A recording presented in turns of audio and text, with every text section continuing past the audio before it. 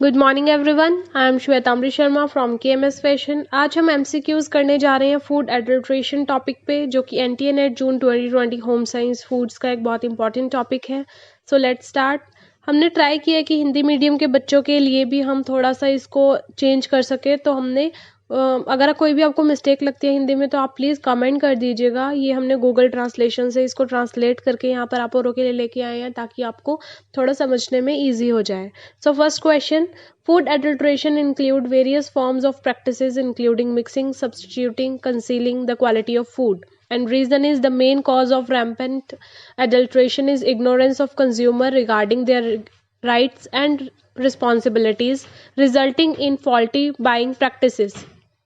कि food adulteration में भोजन की गुणवत्ता को छिपाना, मिश्रण करना, प्रतिस्थापित करना सहित कई प्रकार के अभ्यास शामिल है और प्रचंड एडल्ट्रेशन का मुख्य कारण उनके अधिकारों और जिम्मेदारियों के बारे में उपभोक्ता की अज्ञानता है, जिसके परिणाम स्वरूप दोषपूर्वक खरीद व्यवहार होता है।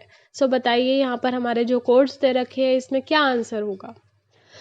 ए बी ट्रू है, ए आर ट्रू है, ए आर फॉल्स है, ए ट्रू फॉल्स और A false and true. So correct option है ए और आर दोनों ट्रू है। क्यों? क्योंकि जो एडल्ट्रेशन का मतलब होता है कि जब हमने उसके अंदर कई चीज़ों की मिक्सिंग कर दी, जैसे अगर फॉर एग्जांपल हम लेते हैं जो ब्रिक का कोई भी कलर होता है या कोई भी चीज़ हम अपने खाने की चीज़ में, या मार्बल्स को हम अपने खाने की ग्रेन्स में डाल दें, ये सब चीज़ें, तो ये करेक्ट है। और रीज़न भी इसका करेक्ट है क्योंकि जब कस्टमर को अपने राइट्स और रिस्पॉन्सिबिलिटीज़ के बारे में पता नहीं होता तो वो गलत चीज़ को खरीद लेता है। Next question, under which act food adulteration is punishable? जिसके तहत अधिनियम खाद्य मिलावट दंडनीय है। तो जो हमारा फूड, ऐसा कौन सा एक्ट है जिससे फूड एडल्ट्रेशन पनिशेबल है? Prevention of food adulteration act, food safety and standard act, fair average quality या consumer protection act. So correct option है food safety and standard act, FSSA 2006 में आया था ये। फूड एडल्ट्रेशन कब होती है? जब उसके अंदर कोई भी सब स्टैंडर्ड क्वालिटी, मतलब कम क्वालिटी का, चीप क्वालिटी का सब्सटेंस हो, या फिर उसको जो प्रिपेयर किया या स्टोर किया है वो गंदी जगह पे अनसैनिटरी कंडीशन में किया हो, पॉइजनस इंग्रेडिएंट्स डाले हो, कलरिंग एजेंट को यूज़ किया हो, तो क्या होता है, डेथ तक हो सकती है। ठीक है, या ये इसका मतलब सिर्फ ये नहीं है कि कम क्वालिटी का हमने फूड को कर दिया तो हमने चीट किया कस्टमर पे, लेकिन ये उसको सीरियस हेल्थ रिस्क भी दे सकता है, इसलिए ये पनिशेबल है under food safety and standard act. Next question में हमने मैच करने हैं ये कुछ एक स्टैंडर्ड्स हैं, एक्ट्स हैं, जिनको कब स्टार्ट हुए थे उस लिस्ट के साथ हमने करने हैं। सो यहाँ पर हमारा prevention of food adulteration act of India था 1954 में, Agmark agricultural produce grading and marketing act 1937 में, FPO food products order in 1955, BIS bureau of Indian standards act in 1986, Ecomark increase consumer awareness scheme in 1991। Question number 4, consumer empowering जागो ग्राहक जागो is for. जो जागो ग्राहक जागो के लिए उपभोक्ता संरक्षितकरण किस लिए इस्तेमाल आया था? ये जो जागो ग्राहक जागो का जो एक नारा था, एक स्कीम चली थी कंज्यूमर्स के लिए, ये क्यों स्टार्ट हुई थी? आपने देखा होगा टीवीज पे इतनी ऐड आती थी, न्यूज़पेपर में, और सब इसके बारे में बहुत बात करते थे, और ज़्यादा अवेयरनेस भी कंज्यूमर्स को इसी एक्ट की वजह से आई, इसी एक स्कीम की वजह से आई। तो कब हुआ था ये? फूड कंटेमिनेशन, भोजन संदूषण, फूड मिक्सिंग भोजन मिश्रण, फूड एडल्ट्रेशन खाद्य अपमिश्रण, या कंज्यूमर प्रोटेक्शन उपभोक्ता संरक्षण। तो ये हमारा किस लिए हुआ था? फूड एडल्ट्रेशन के लिए। क्यों? क्योंकि इसके अंदर ग्राहकों को ये समझाया था कि न्यूट्रिशन लेबल्स को चेक करो,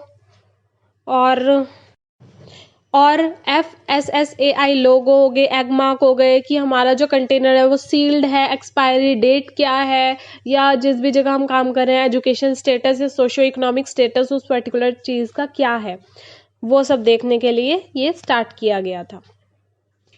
क्वेश्चन नंबर 5, ये भी असर्शन रीजन का है। फूड स्टैंडर्ड प्रोवाइड करते हैं framework for mass production, enhance labour efficiency and increase productivity.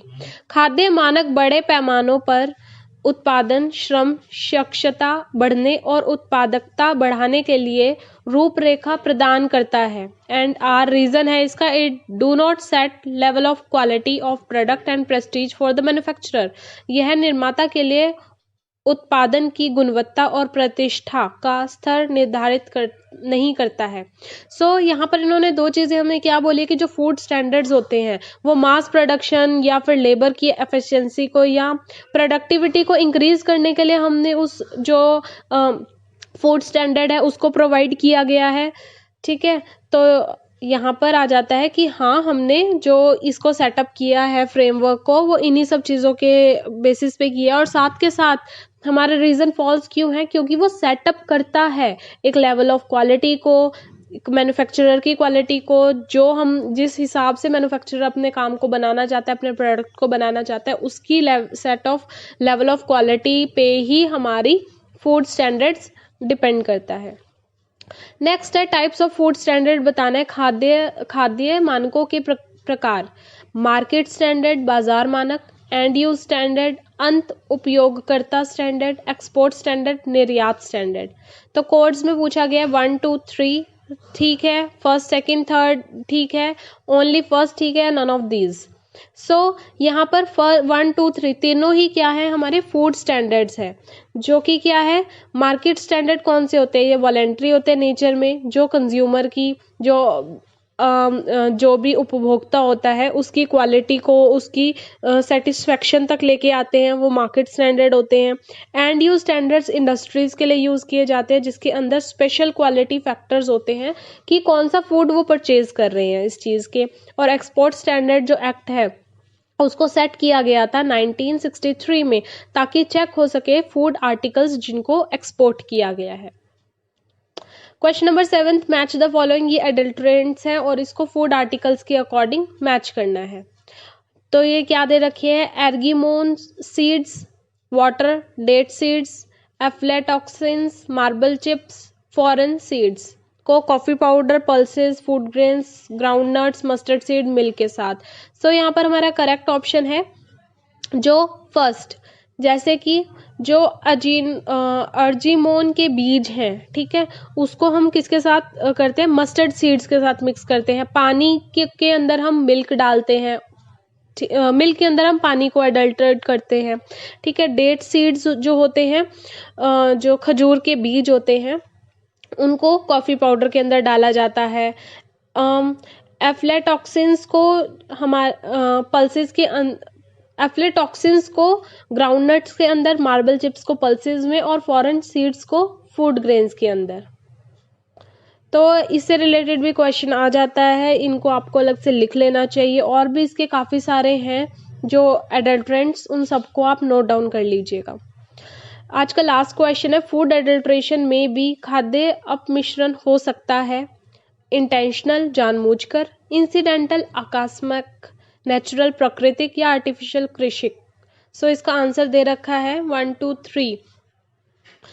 क्या है, इंटेंशनल, इंसिडेंटल और नेचुरल तीनों तरह से हो सकता है, क्योंकि जानबूझ के मतलब नोइंगली एडिशन सम अनडिजायरेबल सब्सटेंस, मेरे को पता है कि ये गलत है लेकिन स्टिल मैं उसको डाल रही हूँ।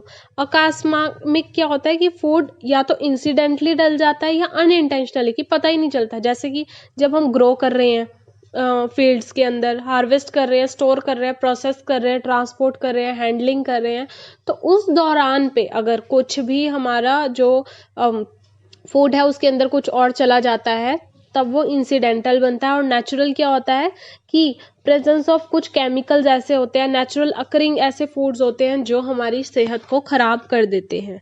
तो ये थे आज के हमारे 8 क्वेश्चंस एडल्ट्रेशन के ऊपर। होपफुली आपको समझ आए होंगे और अच्छे लगे होंगे, हिंदी मीडियम के लिए भी थोड़ा वैल्यूएबल रहे होंगे आज के क्वेश्चंस। नेक्स्ट लेके आएंगे हम मील प्लानिंग पे। प्लीज़ लाइक कीजिए, शेयर कीजिए, कमेंट कीजिए, सब्सक्राइब कीजिए KMS फैशन को। Till then goodbye, have a nice day.